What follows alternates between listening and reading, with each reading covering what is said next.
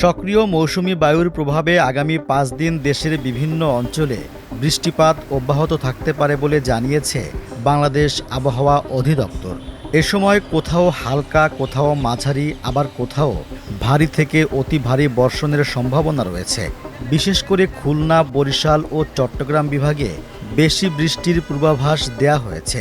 একই সঙ্গে বৃষ্টিপাতের কারণে সপ্তাহের মাঝামাঝিতে দিনের তাপমাত্রা কিছুটা হ্রাস পাওয়ার সম্ভাবনা রয়েছে বলে জানিয়েছে সংস্থাটি। ২২ জুলাইয়ের পূর্বাভাস অনুযায়ী খুলনা, বরিশাল ও চট্টগ্রাম বিভাগের বিভিন্ন জায়গায় এবং রাজশাহী, রংপুর, ময়মনসিংহ, ঢাকা ও সিলেট বিভাগের অনেক এলাকায় অস্থায়ীভাবে দমকা হাওয়াসহ বৃষ্টি বা বজ্রবৃষ্টি হতে পারে। কোথাও কোথাও মাঝারি ধরনের ভারী বর্ষণও হতে পারে। ২৩ জুলাই সকাল ৯টা পর্যন্ত পূর্বাভাসে বলা হয়েছে, খুলনা, বরিশাল, চট্টগ্রাম বিভাগের অধিকাংশ এলাকায় এবং দেশের অন্য বিভাগগুলোর অনেক জায়গায় বৃষ্টি বা বজ্রসহ বৃষ্টি অব্যাহত থাকতে পারে। একই সঙ্গে বরিশাল ও চট্টগ্রাম বিভাগের কোথাও কোথাও ভারী থেকে অতি ভারী বর্ষণের সম্ভাবনা রয়েছে। এ সময়ে সারা দেশে দিন ও রাতের তাপমাত্রা প্রায় অপরিবর্তিত থাকতে পারে।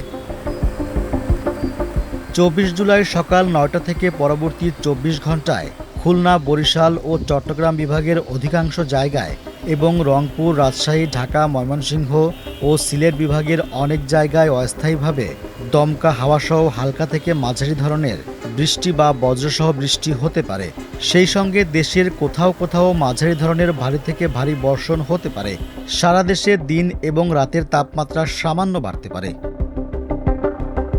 ২৫ জুলাই সকাল ৯টা থেকে পরবর্তী ২৪ ঘন্টায় খুলনা, বরিশাল ও সিলেট বিভাগের অনেক জায়গায় এবং রংপুর, রাজশাহী, ঢাকা, ময়মনসিংহ ও চট্টগ্রাম বিভাগের কিছু কিছু জায়গায় অস্থায়ীভাবে দমকা হাওয়াসহ হালকা থেকে মাঝারি ধরনের বৃষ্টি বা বজ্রসহ বৃষ্টি হতে পারে।